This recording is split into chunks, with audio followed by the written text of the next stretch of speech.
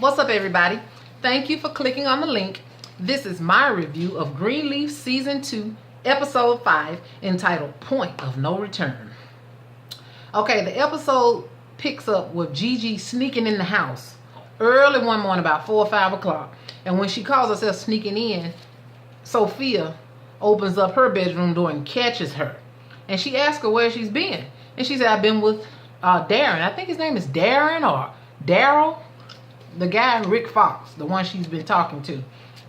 And of course, naturally, GiGi knows what Sophia is thinking. But Sophia, we know, is old enough to understand what's going on. And she looks at her funny. But GiGi's like, what are you doing up so early? And she's like, I'm up praying.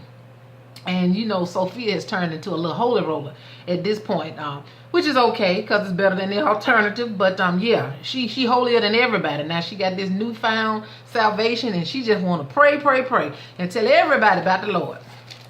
Okay? All right. And then on the other hand, you got Clarissa and Jacob. They are at home in the wee hours of the morning, fiddling with the fuse box in the house because their power done went out. They're having wiring problems on top of hot water problems. And Clarissa insists that they call Tasha, Basil's wife. But of course, Jacob doesn't want to call Basil's wife. He doesn't, for some strange, crazy reason. He's so stupid to me sometimes. But he does not want to let Basil know that they're having problems with the house. Men. I'm telling you, men. Well, he wants to call his mom because his mom has been sending their handyman by the name of Stan over to his house to fix problems as courtesy to the Greenleafs. Basically, she paying for stuff for him. So, excuse me. While they're doing this, Basil calls him. And he's like, did you know that the Greenleafs have filed an injunction against your church? He makes it a point to say, your church, to Jacob. And he's like, no, I did not know that. And he said, yeah, they trying to halt construction on Triumph too. So Jacob was like, where you want me to meet you at? You want me to come? I'll meet you at Triumph. You know, Triumph 1 in a little bit. He said, no, let's meet at Calvary. We're going to settle this thing with the bishop once and for all. This is what he told him. And so Clarissa was like, no, I'm calling Tasha. And she going to raise sand. She made it a point to let him know that life is a fight. Fight. You got to fight.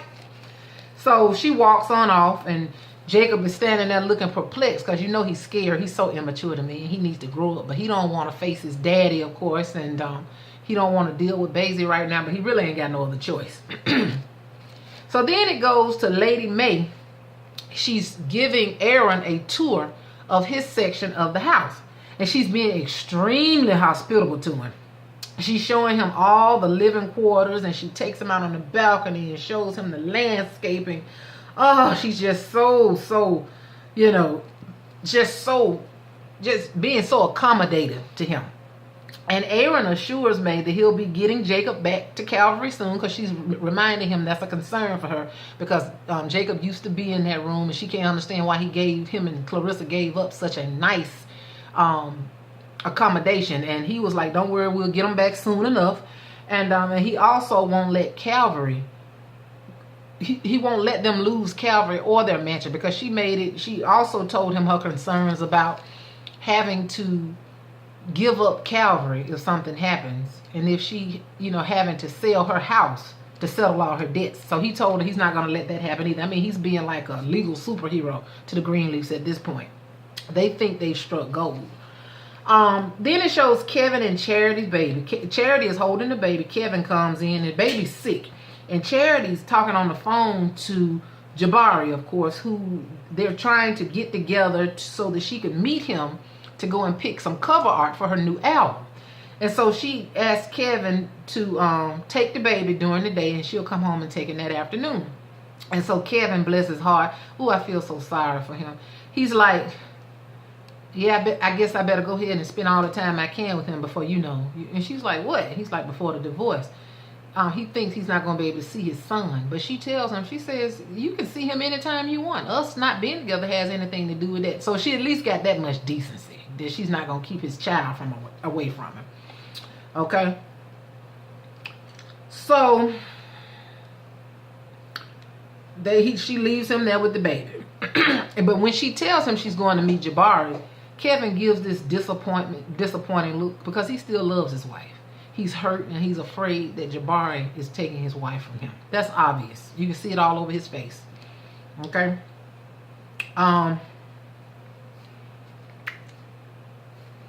So the next scene, it goes to, is Sophia and GiGi are at the church because the couple that GiGi has been counseling since last episode, they're getting ready for their upcoming wedding. And of course, they're doing their premarital counseling. While she's in there standing up looking around while everybody's putting flowers and stuff, decorating this room, Sophia comes to her and asks GiGi if she wants to get married again. And GiGi said, no, it's not one of her plans. She don't plan on getting married anytime soon, basically is what she tells her.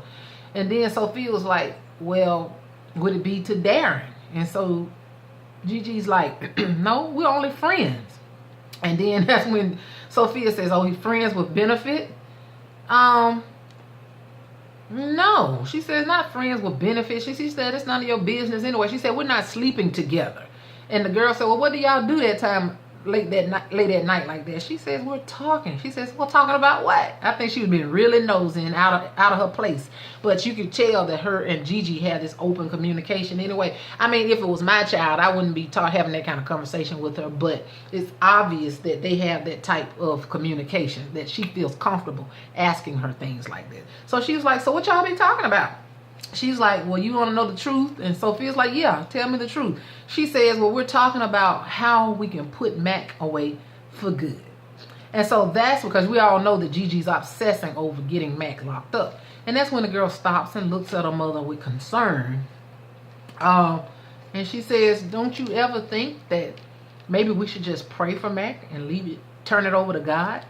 And GiGi says, every time I look at you, and she said, every time I look at you, it makes her more and more apt, basically, and more eager to put Mac away because she's thinking about young girls everywhere being hurt by Mac. And she wants him locked up because she don't want him to hurt anybody else. That's what she says. But we know this thing is personal with GiGi. It's a personal vendetta that she has against Mac. She wants to get him. And I understand how she feels, but she's really trying to satisfy a guilt within herself at this point. And as the episode goes along in the conversations that she's having, you can tell that this is more so about her easing her own guilty conscience. Okay? So, actually, GiGi also had, as part of her plan to get Mac locked up, she had the secretary, I cannot think of her name, but her daughter, who was also molested by Mac, her name is Vita. Well, GiGi had her to ask her daughter if she would be interested, I guess, in testifying or opening up a new case against Mac. But the girl declined. She said she didn't want to because she did not want to deal with the police again. So that plan is out the window. Okay? Also, Sophia, that day, Sophia is there to attend a new believers convention at the church. So this girl is getting all the word she can get at this point in time. I'm telling you, she's a little holy roller. And GiGi tells the secretary that she's like, oh, she's just, oh my goodness, she's a little super Christian at this point. So they have a little giggle about that. Then it goes to Basie and Jacob. They barge up in the church at this point, and GiGi sees them, and they pass by GiGi on the way. Basie won't even speak to her. He looks at her and glares at her because he knows she don't like him. But he walks past her, and then at some point, he does stop and say, hello, pastor, how you doing, or something like that. He speaks to her. As they walk by, he's talking to Jacob, and they having a conversation, talking about what his plans are. And they go barging up in the bishop's office. And they try to get Jacob to confront the bishop. Jacob, of course, like I told you, he real scared, and he just don't want to disrespect his daddy either. So he doesn't want to say anything firmly, so he's like, I'm sorry, Dad. And Basie's like, what you mean you sorry? And he snatched the letter out of Jacob's hand, and he starts questioning the bishop. And like, what kind of father are you to try to take something from your son like this? I mean, it gets real ugly. And it's not, they don't argue for long, but it's real ugly. The bishop actually tries to put Basie and Jacob out, but they refuse to leave. Basie then decided he was going to stage a sit-in up in his office. So he's trying to get him to tell him something. He's going to ask Jacob, what's the Wi-Fi password? Because he ain't got no plans of going nowhere that day. He's going to be there all day. He feels like at some point the bishop is going to give in and lift this injunction if he just hang around in his office all day. And then the bishop told him, he said, well, you're going to be here at least 28 days. Because that's how long this injunction is for. He got 28 days to get some things done on the property or before they lift the injunction. So basically what's going to happen is he's going to keep trying to stall the construction project with T2 or Triumph 2. Okay. Then it goes back to GiGi. She's counseling this couple, the Hicksons. And boy, I tell you. This couple, the husband's name is Preston. I can't think of what the woman's name is. But this woman has a problem with this man. She's hard to please. All they do is argue during their counseling session. Every time this man tells her he loves her, she don't believe he loves her. He told her, he said, I love you, darling. She's like, you're supposed to love God more. I mean, she's very religious. She's erratic. She don't believe nothing he says. She's very insecure. They can't agree on how they're going to raise kids that they don't even have. She's planning like 5 and 10 years out what school the kids need to go to and everything. Really and truly, they don't even need to get married. And you can see that anybody with 2 eyes can see that this couple has no business getting married. Not so because of the man, but because the woman is not settled. Something is wrong with this woman. And GiGi knows it, but GiGi keeps insisting that the woman just be patient and just marry the man. But she's obviously got some problems, okay? I mean, it's just awful. It's a very argumentative situation. Very argumentative situation.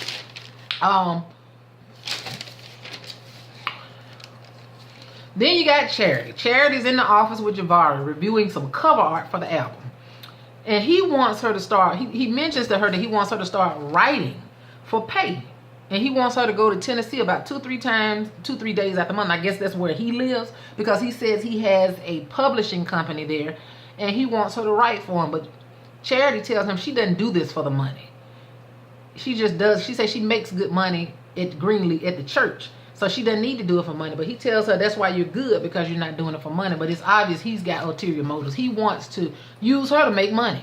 He knows she's good at writing and he wants to publish her music and make money off of it. That's what he wants to do. He may or may be sincere in liking her, but for all we know, Jabari got a woman. And he might just want to exploit Charity. We don't know nothing about that man. We know all Charity business, but we know nothing about Jabari. But Charity seems to really, really like this man. He seems to be the type of man that she can be in relationship with, because she does music, he does music. It's like a match made in heaven to her, okay? So before he gets ready to leave, they hug. I mean, it's this warm, tight, affectionate hug. Oh my goodness. I mean, he hugs her and his head is buried in her neck. One of those romantic type of hugs, just like, you know. And while she's hugging him, Lady May walks in. And Lady May gave him a look. If looks could kill, he would have hit the ground. And he, of course, they're both uncomfortable, especially Charity. And he tells her, I'll talk to you later. I'll send you the cover art. I'll email you the information. And so he walks on out. And as he's walking out, he speaks to Lady May, but she rolled her eyes at him like she wanted to kill him. You know how Lynn Whitfield can be. I don't care what she's on. She give you that look. She'll stab you real hard and cut her eye at you. I'm telling you. Eyes like knives, I'm telling you. And then she begins to question Charity. She's like, what was that? Did I interrupt something? And Charity was like, no, I'm just grateful for everything that he's done for me and everything. And so Lady May was like, girl, you ought to be ashamed. Basically letting her know you ought to be ashamed of yourself. What's going on here? You know, she knew she did not like what, Charity knew that Lady May didn't like what she saw. And so Charity tells her mom, she says, I'm going to go ahead and tell you so it won't be any confusion. She says, Kevin and I are breaking up. And so Lady May looks up at her and she warns her. And she tells her, she says, a marriage can be bent. You can bend a marriage like seaweed in a swamp. But if you break it, that's a loss. She said, take it from me. Because Lady May knows. Lady May done did some stuff in her day. And she told Charity, she said, she suggests that Charity and Kevin sit down and have a conversation with her and the bishop later on and just talk about it before she makes a final decision. But of course Charity doesn't want to do it. Charity's like, oh boy, Here we go. She says, please just meet with us. And so she agrees to sit down and talk to him. Okay? And Lady May told her, she said, you never want sadness for your children, but it comes. So then they show the bishop, he's barging in on Aaron. And Aaron's sitting in the office trying to record his greeting on his voicemail because he's going to be in there for a little while. And you start seeing throughout the episode that he's going to be trying to record his greeting several times. And every time he tries to record his greeting, something happens. He can't get that greeting recorded for nothing. It's funny. But the bishop barges up in his office and to tell him that Basie and Jacob done barged up in his office. And Aaron was like, what do they want? And so the bishop tells Aaron that he's, you know, sitting up in the office and he doesn't plan on leaving until this issue is resolved about this injunction. So Aaron tells him that there's one thing. He told him to wait him out. He said there's one thing that the devil can't. He says there's one thing that the devil can't brook. And he said, and that's silence. He says ignore him.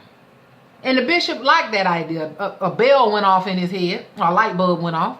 And he liked that idea. And he said, okay. And so he walked out and he left with the intent to ignore Basie. Okay. Once again, Aaron tries to record that greeting. All right. So then Basie's in the bishop's office still with Jacob. He got no plan of leaving now. And Jacob was like, can we go, please? Please, let's go. And Basie's like, no. He asked, he said, what's the password to the Wi-Fi? Jacob tells him it's got to be another way around this situation. And Basie says, I don't want to go around it. I want to go through it. Right behind you. So he's trying to push Jacob up to standing up to his daddy and telling his daddy off is basically what he's trying to do. He said, this is about manhood. You got to fight for your church.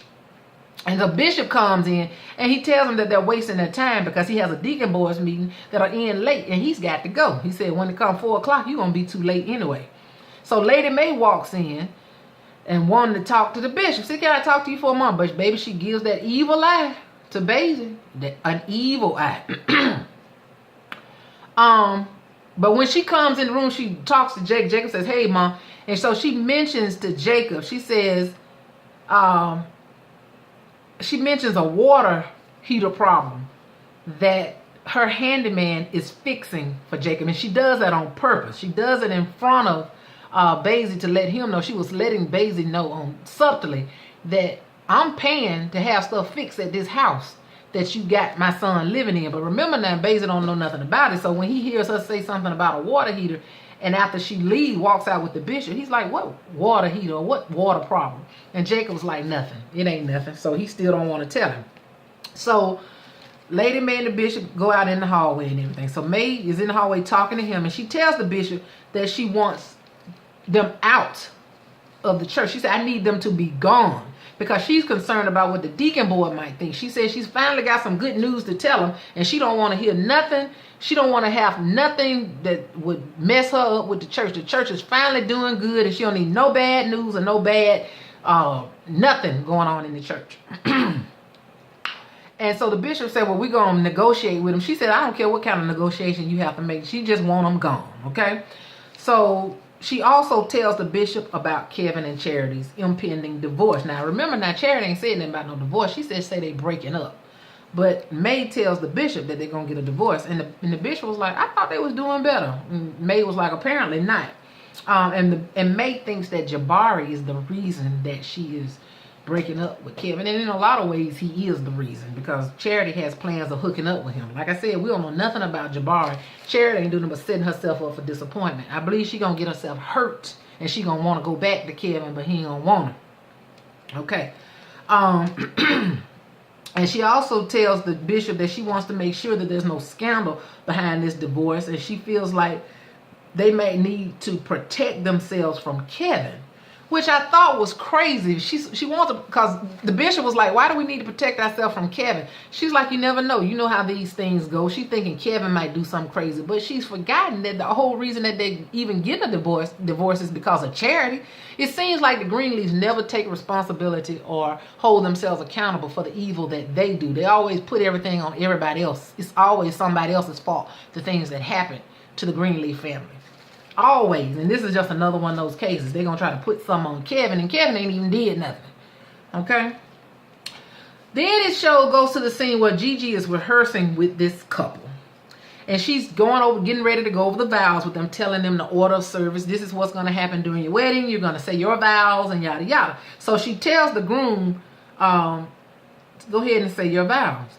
And he's like, you want me to do it right now? She's like, yeah, if you want to, unless you want to surprise the bride. And he's like, nah, let me go ahead and read them to her so that she'll know exactly what's going on. And that's when the bride jumps in. It's not like I'm hard to please. I mean, she crazy. This woman cannot get out of her own head. The man can't say anything. Anything he says, she jumps on him. She's very controlling. Oh, she's ridiculous. And if he marries her, he gonna be miserable. That's all, like, just miserable. With her neurotic self. So he starts to read his lines to her. He tells her he loves her, and he couldn't even get 2 lines out before she looked at him crazy. She interrupted him, and she said, I'm sorry, I just don't believe you. I don't believe you love me. He's like, but I do love you. She's like, you didn't say it like you believe. You don't look like you believe that you love me. Oh, just crazy stuff. And so she starts to clam up and everything, and then she turns around and she actually leaves the rehearsal. She actually runs out because she says she can't do this. So she pretty much then kind of left him at the altar before they got to the altar. But she runs out of the room, okay? And of course, GiGi, he runs behind her. And of course, GiGi eventually runs behind her too. And then they saw Tasha, Basil's wife. She goes over to Jacob and Clarissa's house, the parsonage, to fix the electricity. And Clarissa opens the door. She was like, I was expecting a real electrician. And Tasha tells her, she says, well, if we really need one, I'll call one. With her country stuff. Tasha calls her princess and starts throwing shade at Clarissa, comparing her to some complaining Israelites, asking her, does she want to go back to Egypt? And Clarissa's like, no, I don't want to go back to Egypt. I just want a house that works. Okay, and she's like, okay. This is Tasha. Okay, you know, you so serious. So they change from that scene and they go back to Basil and Jacob. They still in the bishop's office. And Jacob begs him. He says, man, let's go. But Basil tells him no, just flat out no, like a spoiled child. He flat out refuses.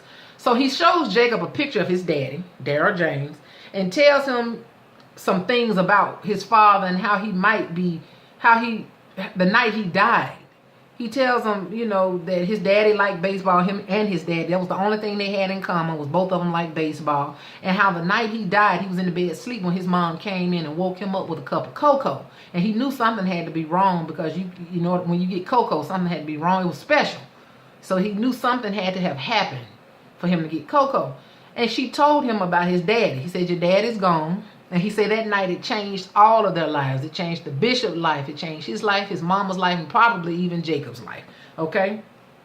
So what he was trying to do was incite some extra compassion and anger in Jacob and get him more riled up and on his side to go against the bishop. Crafty Basil. Crafty. I told you, anybody named Basil Skanks got to be trifling. Okay? So Basil said that something broke in all of their lives that fateful night. And he feels the need to put everything back together again. And Jacob asks, does that involve tearing down my daddy or bringing my daddy down?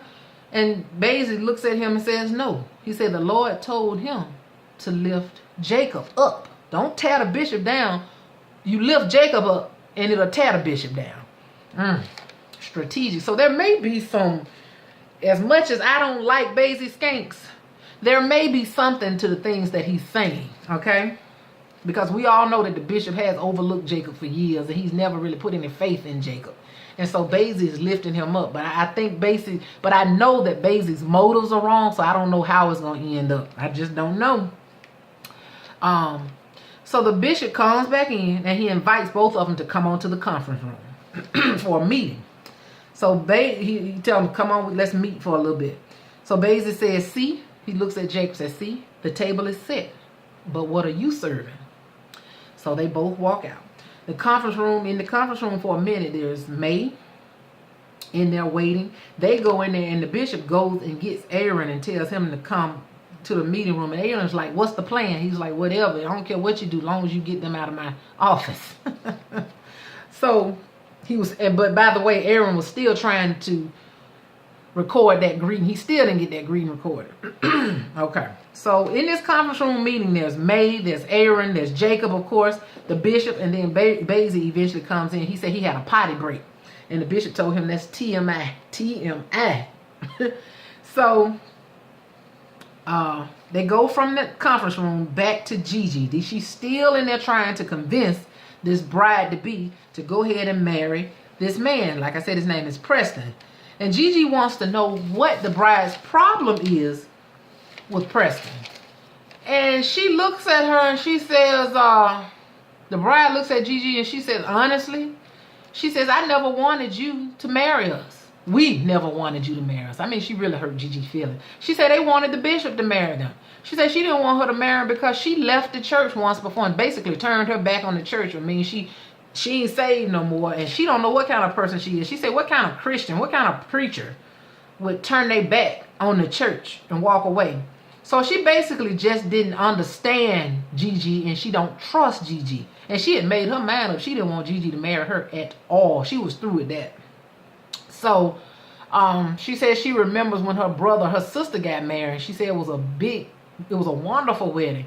But she actually pulled her rings off, gave them back to Preston, and told him she could not marry him. And she left the room. He tried to call her, but if he didn't realize then that woman was doing him a favor, he wouldn't have liked her. I can't even understand a man wanting somebody like this woman. She's ridiculous. Ridiculous. Okay, but she just awful. Awful. But GiGi's feelings were hurt. All she could do is sit there and shake her head because there wasn't nothing she could say. Okay?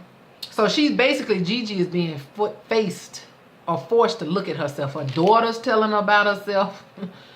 This woman then told her about herself. And she's going to get told some more about herself. So Sophia is sitting up in this new believers class or meeting where she's getting a very passionate speech about her salvation and her baptism. They say baptism on TV. They don't say salvation. And about how there's no turning back. And how her baptism cannot be undone. She's sealed. She will always be baptized. And she's sitting there and she's soaking it all up. And she's making eye contact with the speaker. And she's just absorbing it. And she's just getting holier and holier by the minute. But I think because of Sophia's going to have to change and enlighten everybody in the Greenleaf household. She's going to be the keystone, the cornerstone for peace in that family. Okay, then they show Clarissa. She's still going back and forth with Tasha. Tasha trying to fix the lights, but she ain't fixing the light. But they having this conversation. She telling her she needs an electrician. Tasha been insulting her by her calling her princess and ungrateful. And she accuses her of acting like and thinking like she's all that. Clarissa said, I know you think I'm all that, but I ain't never gave you a reason to think that I'm all that. So Clarissa goes on, and Tasha's like, well, you don't have to yell at me. And Clarissa said, I am not yelling. This is me talking to you firmly and clearly. And so Clarissa pretty much tells her off. She doesn't get ugly, but she gets firm and loud with her. And she says she's entitled to a house that works, one with hot water, safe food, and lights that don't spit out blue fire every time she flips a switch. She gets really serious with her, and that's when Tasha humbled down and she starts whining and even starts crying at a point. And Clarissa starts looking at her real crazy, like, this girl done started crying? And she feels sorry for her, takes pity on her, and she asks her, she said, I'll make you some tea. And so Tasha's like, yeah, I want some tea. And so Clarissa starts making her tea, and she's obviously about to have a talk with Tasha. And actually, Tasha spills the beans. They start having a little conversation. And Tasha spills all the beans about Basie and their financial problems, saying that he's doing side deals and he's spending money on this new church, and they in financial trouble. And at the end of the day, she's saying they just don't have the money to fix the parsonage. And so this is what Clarissa didn't understand. So her and Clarissa kind of make amends, and they become friends again, or friends period, behind this. And she just lets her know, I don't know how we're gonna get the money. It's a bad situation. So Basie's running around like he's all that, but he broke. And so she says, don't worry, Clarissa, I'll get the money some kind of way, and we're gonna get you all fixed up. And so Clarissa is satisfied with that at this point. Okay, now they back at Calvary. getting ready to have this meeting about that injunction. And Jacob wants May to lift the injunction. He's in the room with her by himself before the bishop and Basie come in. And she's like, no, I will not lift an injunction. And so Aaron comes in and they all get to the room and they sit down. And Aaron puts an offer on the table in order for them to shorten the injunction. And he tells them that they had an option of doing something in 7 days and they can lift it or whatever. But Basie was like, you know that ain't going to work. It's not going to benefit Basie. He said, you know, it'll take at least 28 days to do it. And that's exactly the point. The bishop has no intention of allowing them to build that church across the street from him. Period. I don't even know why Jacob want to preach in a church across the street from his own dad. That's just tacky and it's childish and it's petty. But he said, well, whatever. And Gigi's going to tell him just that. So, of course, they don't come to a resolution. While Basie and the bishop are going back and forth, Jacob interrupts and he's like, can I say something? And the bishop is like, it ain't my permission. You need to ask. It's his. You need to ask. So Jacob gets up and he basically starts telling his daddy off. He starts telling the bishop off. I don't know what kind of man you are. This man's father died. He done brought up Basie's daddy. Now, Basie, when he first brought up his daddy, when Jacob first brought up Basie's daddy, Basie was like, don't make this about me. But then Jacob interrupted him. He did want Jacob to bring that up. That's why he told him about his father not even 20 minutes before they had that meeting. He wanted him to bring it up. And so Jacob brought it up. He did exactly what Basie wanted him to do. I don't like Jacob. He ain't got no backbone. He don't think for himself most of the time. But he brought that up about Basie's father. And he said, both of us lost our father that night. It just took me a lot longer to realize that I lost mine, talking about the bishop. I mean, he really cut the bishop down and he hurt the bishop's feeling. And then he started talking smack to Lady May. And Daddy was like, don't talk to your mama like that. And he said, no, mama, hold your peace. And he just started telling her off, telling her she be helping him and she got one hand in the daddy pocket. You take up for me, but you got one hand in the bishop pocket. I mean, he just really got out of pocket with mama and daddy. He told them off. He told his daddy he's going to miss him and he gonna regret how he's treated him basically. And you gonna long for me one day. I mean, he pretty much cut off his nose to spite his face that day because he's gonna need the Greenleafs again. I'm not saying that some of the things he said to his daddy weren't right, but he was like a big spoiled child. Is what he was. And he was acting just like Basie. Basie is spoiled too. So then they get up and he leaves. Jacob leaves. And Basie is very pleased with his outburst. And he walks out, gets ready to walk out behind him. And Basie tells the deacon, he says, this place feels antique. It feels airless and like a tomb. So he was throwing a warning at the bishop about the church. The church is going to be pretty much left desolate is what he's telling him one day. So he's got plans of really bringing the church down. So they walk out. The bishop, Lady May, and Aaron sitting in the conference room looking real crazy at this point. I mean, what could they say? So when they get out in the hall, May follows Aaron and she apologizes to him for what happened in the conference room. And she tells him that I don't know what's going to happen. I'm concerned about everything. And on top of that, Charity and Kevin are going to get a divorce. So she done told Aaron about their business. News spread fast on the church. But she let him know. And he was like, I'm not going to let that happen either. So he's really making some promises to them, letting them think that he's going to make everything all right in the Greenleaf household. And so she thanks him and everything. She hugs him and she walks on off. So Basie's walking back with Jacob and he's congratulating him on being a big man. He told him to check his shoes because he know they 2 sizes bigger since he put them on that morning. And Jacob was like, what? He said, no, go on, check them. I mean, real loud and arrogant. I ain't never seen Basie so loud and arrogant as he's been these past 2 episodes. Just a little Napoleon is what he is. He reminds me of a little black Napoleon. So they walking and talking, but Jacob is not flattered at all by his compliments. And Jacob tells him, he says, you know good and well this ain't about me and about me standing up to my father. And basically said, yeah, you right, that's fair. So he couldn't deny that. And Jacob knows he's trying to get revenge on his daddy. He knows that because May has already told him that. So they run into GiGi again in the hall. GiGi comes out and hears him, and GiGi's like, what are you doing here? And so Basie starts to tell her about Jacob. You should have seen him in that conference room. But then Jacob interrupts him and says, leave us alone for a minute. Let me talk to my sister. So when he pulls her over to the side, when he pulls GiGi over to the side, he said, let me talk to you. She says to him, why are you doing this? She said, why are you trying to preach at a church across from your own father? And he's like, you know why? I can't preach at Calvary. So she tells him, she says, childish. And when she tells him it's childish, he pulls her further to the side and he starts to go off on GiGi. He starts blaming GiGi for the fact that Faith was molested by Mac. He was like, you shouldn't have left here knowing, he's like, you left here knowing that Mac was molesting Faith or what he was doing to Faith. And so GiGi didn't say that. So he putting all the blame on GiGi. I mean, he could have done something too, but he putting all the blame on GiGi. And then he tells her that she should be glad that he's not mad with her after she came back home and stole his life right from under him. So he's blaming her for why the bishop didn't let him preach at Calvary. He's making it her fault. I mean, everybody going off on GiGi. Sophia telling about herself. The woman at church, the lady she was supposed to marry, told her about, the one that was supposed to marry the guy who GiGi was counseling, told her about herself. And now Jacob done went off on her and blamed her and everything. I mean, he was real rude to GiGi in that moment. And he told her she didn't have a right to say anything to him after how she left there knowing that girl was being molested and how she came in and stole his life right up from under him.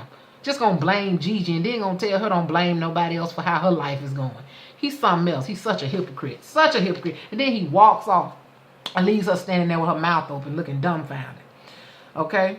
Now, but what he was really saying to her, when I heard him say that to GiGi, I realized that this is why GiGi is going so hard to put Mac away. She feels responsible and guilty for what happened to Faith. She's trying to redeem herself from what she didn't do 20 years ago. She feels like if she had stayed there, if she had been around, Faith would still be alive.